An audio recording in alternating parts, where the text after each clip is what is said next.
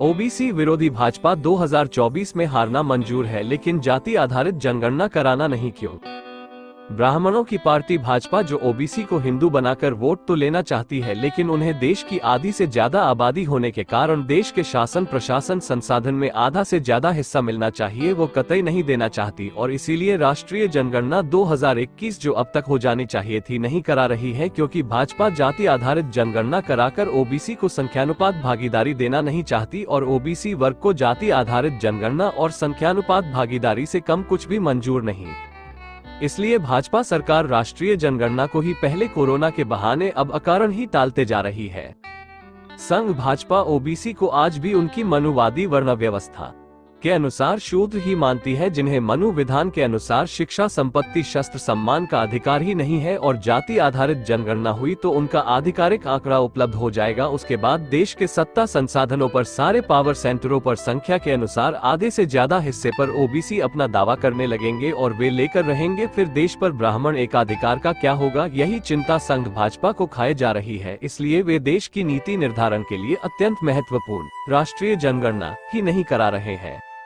उधर बिहार सरकार ने जाति आधारित सर्वे का कार्य संघियों द्वारा न्यायालयीन अड़चने पैदा करने के बावजूद करीब करीब पूरा कर लिया है। जो संघ भाजपा के गले की हड्डी बन चुका है, उनसे न निगलते बन रहा है न उगलते। समर्थन करना नहीं चाहते और विरोध करेंगे तो असली चेहरा सामने आ जाएगा। सुप्रीम कोर्ट में केंद्र सरकार ने बिहार कास्ट सर्वे के मामले में एक हलफनामा दिया है, जिसमें कहा गया है कि जनगणना कराना केंद्र सरकार का अधिकार है।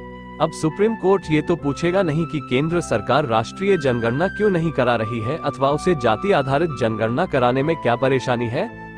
वैसे अब बिहार के कास्ट सर्वे से हर राज्य सरकार पर कास्ट सर्वे कराने का दबाव बढ़ेगा। देर सबेर सभी राज्य सरकारों को जाति आधारित सर्वे कराना ही होगा, जिससे ओबीसी सहित सवर्णों की जनसंख्या के आंकड़े भी उपलब्ध हो जाएंगे और शिक्षा एवं शासन प्रशासन में संख्यानुपात प्रतिनिधित्व के असंतुलन को ठीक किया जा सकेगा।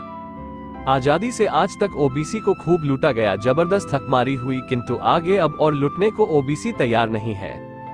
अब 90 के दशक का ओबीसी नहीं है, जिसे राम मंदिर आंदोलन में उलझाकर उसे मंडल आंदोलन से डाइवर्ट कर दिया गया था। अब 2023 का ओबीसी है। आज का ओबीसी अपने समतावादी महापुरुषों फुले, साहू, अंबेडकर, पेरियार की विचारधारा से लैस होकर अपने मित्र और शत्रु को पहचानने लगा है। अपने कर्तव्यों के साथ साथ अपने हक अधिकारों के प्रति भी सचेत हो चुका है। वह देख रहा है कि केंद्र की भाजपा सरकार सवर्णों के लिए तो बिना मांगे 4 दिन में ईडब्ल्यूएस कानून बनाकर 10% आरक्षण दे देती है, लेकिन ओबीसी की बहुत पुरानी मांग जाति आधारित जनगणना भी नहीं कराती।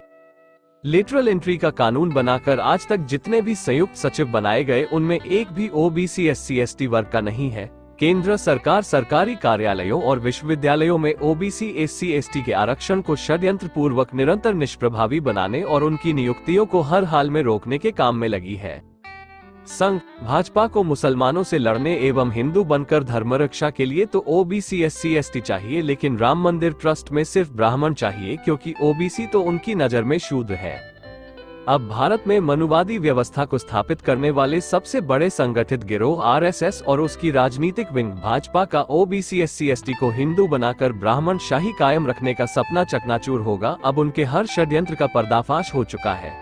संघ भाजपा ओबीसी विरोधी है। जाति जनगणना न कराकर स्वयं भाजपा ने ही इस बात पर मुहर लगा दी है, जिसका खामियाजा 2024 के आम चुनाव में उसे भुगतना ही होगा। चंद्रभान पाल, BSS।